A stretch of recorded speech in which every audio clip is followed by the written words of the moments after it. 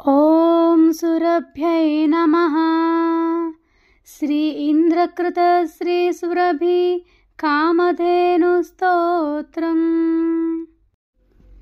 శ్రీ పురందర ఉవాచ నమో దేవ్యై మహాదేవ్యై సురభ్యశ్చ నమో నమః. గావాం బీజస్వరూపాయ నమస్తే జగదాంబికే.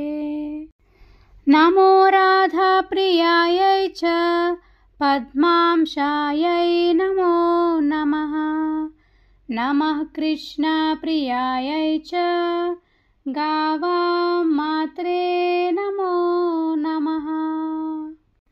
కల్పవృక్షస్వరూపాయై సర్వేషాం సతతం పర. క్షీరధాయై ధనధాయై బుద్ధిధాయై నమో నమః.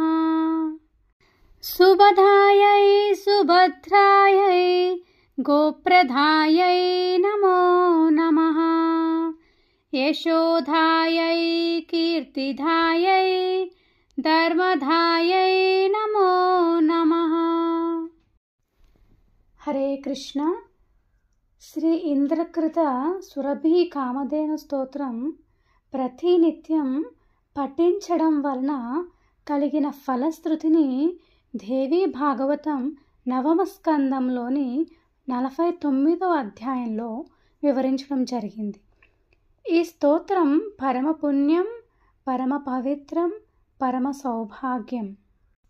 ఈ స్తోత్రం భక్తితో విన్నా చదివిన వారింట్లో గోవులుంటాయి.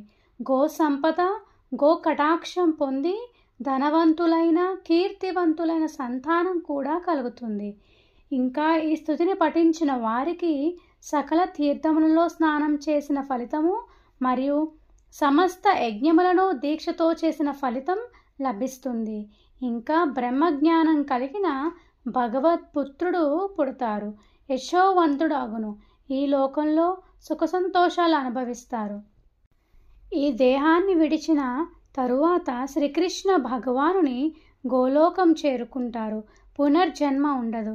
శాశ్వత పరబ్రహ్మ లోక నిత్య నివాసి అగును. ఇంకా ప్రత్యేకించి ఆ పరాత్పర పరమేశ్వర స్వయం భగవాన్ గోలోకాధిపతి శ్రీకృష్ణ భగవానుని సంపూర్ణ కృపా కటాక్షం లభిస్తుంది. ఎందుకంటే ఆ శ్రీకృష్ణ భగవానుడికి గోవులంటే అత్యంత అమితమైన ప్రేమ.